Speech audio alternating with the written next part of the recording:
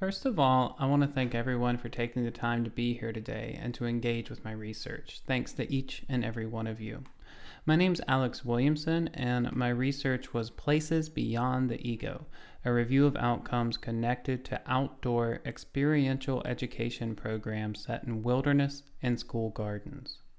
The first thing I'd like to do is very briefly explain what I mean by outdoor experiential education. While many may think mostly of adventurous activities like rock climbing or canoeing when they think of OEE, my definition is a little broader. You can see my definition on the screen, but even more simply, any educational activity taking place outside of a primarily man-made structure was considered to fit the definition of OEE for this research. With this term explained, I'll start the discussion of my research in earnest by presenting the central questions guiding my research and the theoretical foundations for those questions. These questions were: what outcomes other than character building does research suggest have been commonly associated with OEE programs set in wilderness and school gardens within the last 10 years?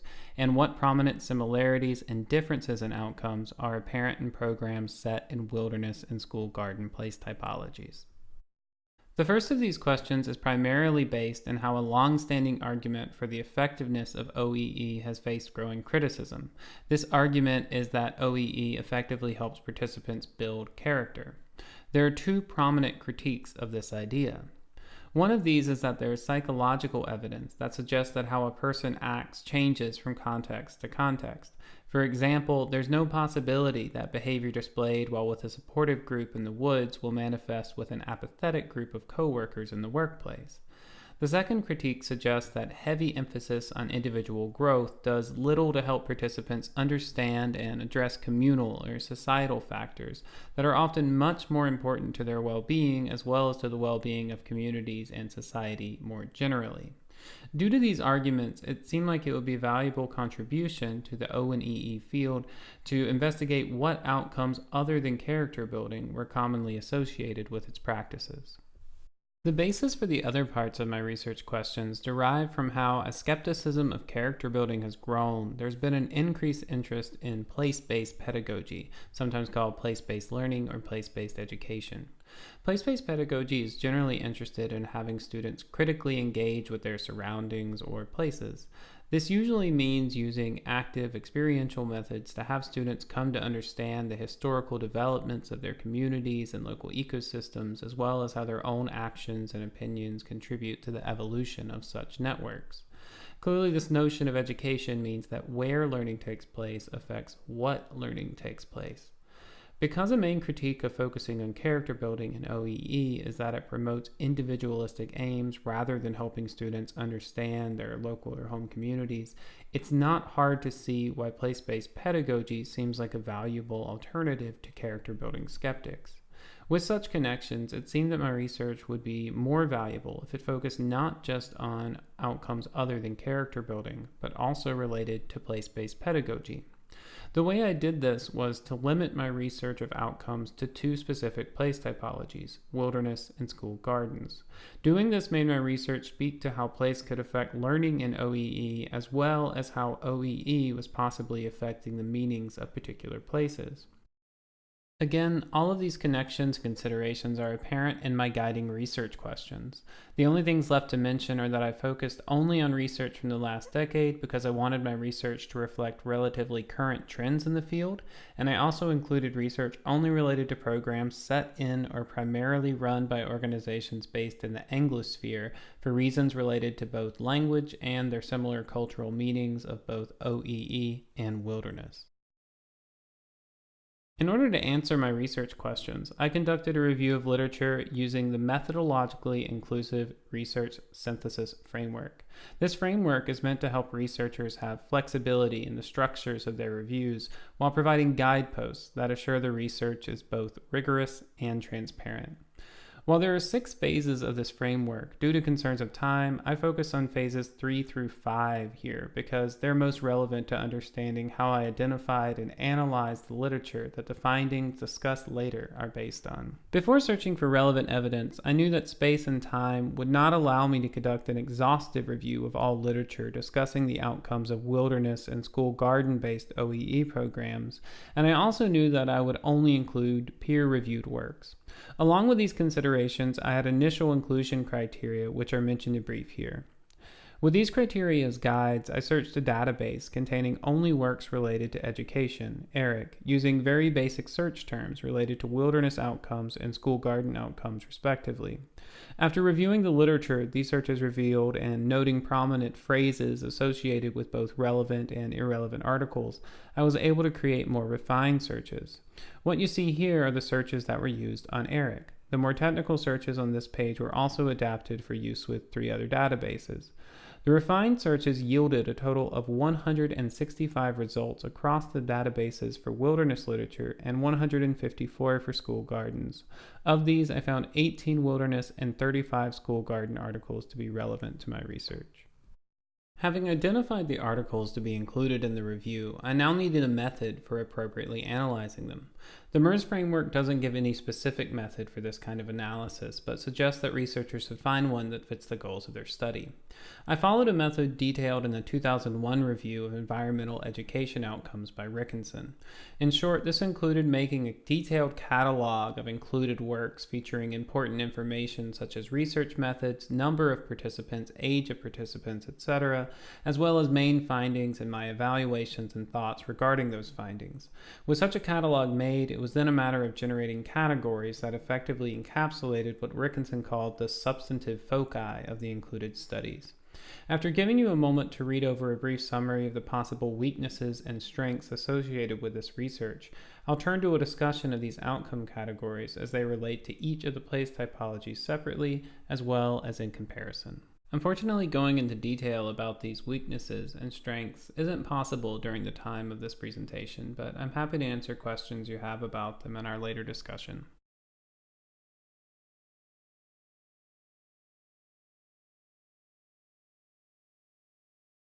We now begin discussion of the findings of my review, and we'll start with the outcomes that were associated with only one setting. The first of these was both unique to wilderness and only mentioned in one study. This was critical thinking. The findings of the study associated with this outcome showed that students in a wilderness-based leadership program improved their abilities to solve open-ended problems much more than those in a classroom-based leadership program. Still, with no other studies confirming this outcome is common for wilderness or school garden-based OEE, this study should be seen as something of interest, but perhaps not of particular import to this review's overall findings. The categories unique to school gardens were dietary and physical benefits. The connection between dietary benefits and school gardens often stem from the idea that by familiarizing students with various sorts of freshly grown fruits and vegetables, school gardens could help students appreciate such foods. This could possibly improve diets, which could possibly help make a dent in increasing rates of obesity among Western youth. While generally the research showed that school gardens were effective at helping students become more willing to try fruits and vegetables, the evidence was mixed as to whether they made students' diets any healthier.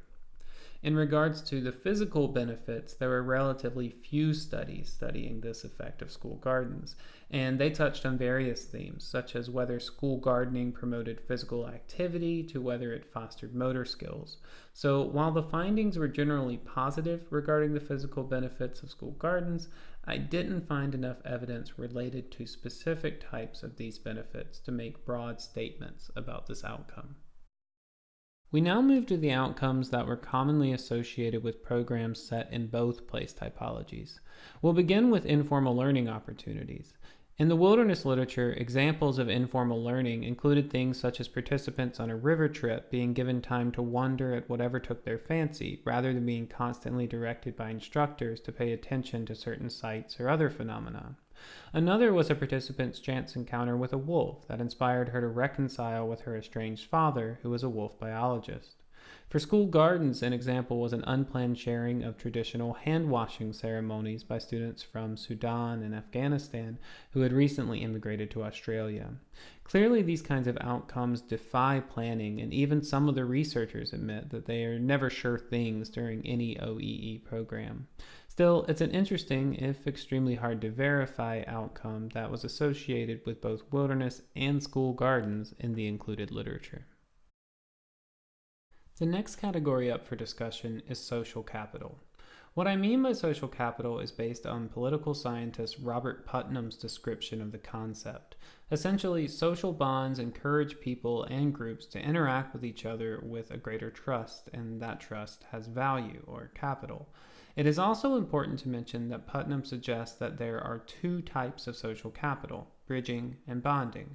Bridging social capital connects people or groups with dissimilar backgrounds, and bonding social capital connects people or groups with similar backgrounds.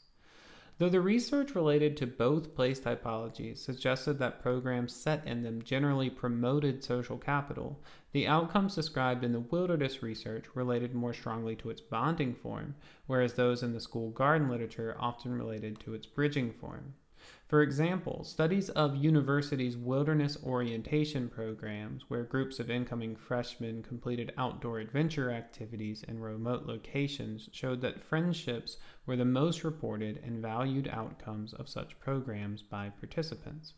Considering that these friendships formed during a shared experience at the exact same phase of life when students were entering the same university, the social capital being generated in such situations is best categorized as bonding social capital. In contrast, outcomes discussed in the school garden literature related to social capital often suggested a bridging effect, such as parents being more willing to be involved in school activities or students having the opportunity to interact with other members of their community from various generations who volunteered in the gardens. However, not all the literature supported the notion that any sort of social capital was being generated by OEE. A 2014 study of how various wilderness courses conducted by Knowles affected the desire of participants to improve relationships with others had negative results. And this means that it should not be considered a given that conducting OEE with a group in the wilderness will automatically generate social capital. Now we move on to what I'll simply call attitudinal shifts due to the many terms that were used interchangeably in the research. There was a great amount of study focused on this outcome in the wilderness literature, and the overarching finding was that wilderness-based OEE is very effective at promoting positive attitudinal shifts in participants. However, a drawback to these findings was that it was often unclear what exactly was meant by researchers or participants by ideas like nature or wilderness. So it's rather vague as to what exactly participants had a better attitude towards at the end of their programs. In regards to school gardens, there were far fewer studies that focused on this topic, and the results of those studies were mixed. We now come to the last finding we have to discuss: academic benefits. Not surprisingly, this was a much researched topic in the school garden literature. The findings of most of the research suggested that school gardens were extremely effective at promoting science learning and usually effective at promoting math and language arts skills. However, it is important to note that other reviewers of school garden literature have suggested that research of the field is often not particularly rigorous, so these results should be approached with some caution. Only one study in the wilderness literature examined how a wilderness-based OEE program affected formal academics, but its results decisively showed that a wilderness program, though admittedly one specifically designed to meet national educational standards, can lead to improvement in formal reading and math achievement. The findings I've just discussed provide answers to my two research questions, and this slide offers a condensed way to see this connection. Along with what's readily apparent here, I also found that even when outcomes were associated with both place typologies, certain nuances of those outcomes were different. This included how bonding social capital was associated with wilderness and bridging social capital was associated with school gardens, as well as how attitudinal shifts were more fervently emphasized in wilderness literature, while academic benefits received special attention in the school garden research. My findings bring up interesting possibilities for future research, and I conclude by providing a few suggestions in that vein. Based on my findings, I have the following recommendations. Conducting original research into whether place affects outcomes related to academic benefits, attitudinal shifts, and/or social capital would likely prove interesting and valuable to the OEE field. When conducting research on attitudinal shifts, researchers should attempt to more clearly understand what participants mean by terms like nature or wilderness. And finally, though many outcomes of OEE programs appear to relate to social capital, it is not often specifically examined in OEE research, and more explicit examination of its presence in OEE would be beneficial. I'd like to thank you all again for your time, and I look forward to our forthcoming conversation.